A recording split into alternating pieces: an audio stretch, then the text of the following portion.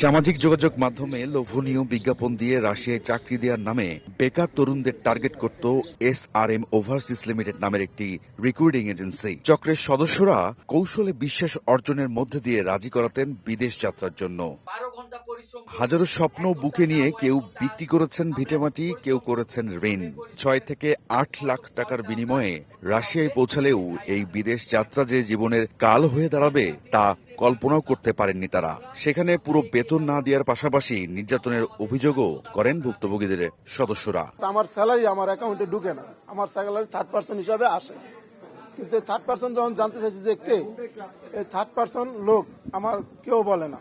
আমাদের যে পাওনা টাকা, আমরা যে ক্ষতিপূরণ হয়েছে, আমাদের এই ক্ষতিপূরণগুলো আমাদেরকে বুঝিয়ে দিবে। ভুক্তভোগীদের অভিযোগ, মধ্যস্থতাকারী হিসেবে সিন্ডিকেটের সদস্যরা রাশিয়ায় থাকা কোম্পানিগুলোর কাছ থেকে বেতনের একটি অংশ আদায় করত। এর প্রতিবাদ করলেই ভয় দেখিয়ে ইউক্রেন রাশিয়ার যুদ্ধে যেতে বাধ্য করা হতো। বলে তোমার যদি বেশি টাকা থাকে তুমি যুদ্ধে চলে যাও।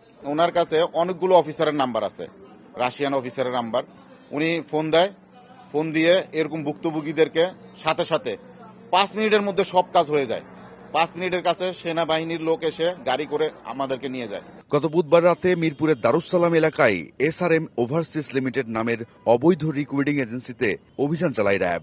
এ সময় চক্রের মূল হোতা সহ 4 জনকে গ্রেফতার করা হয়। মূল হোতা রুবায়েতের ভাই রাশিয়ায় অবস্থান করে সেখানে সিন্ডিকেট পরিচালনা করত, আর রুবায়েত বাংলাদেশ থেকে লোক পাঠাতো।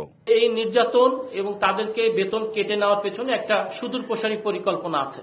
তারা এমন একটি পরিস্থিতিতে পড়ে যে পরিস্থিতি তাদের দুটি উপায় থাকে। এক হচ্ছে তারা দেশে ফিরে আসবে, অথবা তাদেরকে বলা হয় যে তুমি যদি বেশি বেতন চাও তাহলে তুমি চলমান যে রাশিয়ার যুদ্ধ আছে, রাশিয়া ইউক্রেন যুদ্ধ, সেই যুদ্ধে তুমি যেতে পারো।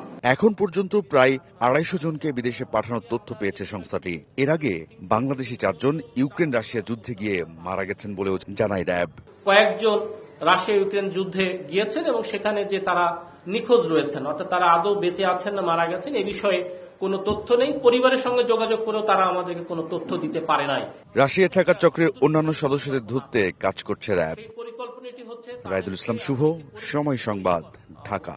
4 জন আছে, তাদেরকে আপনারা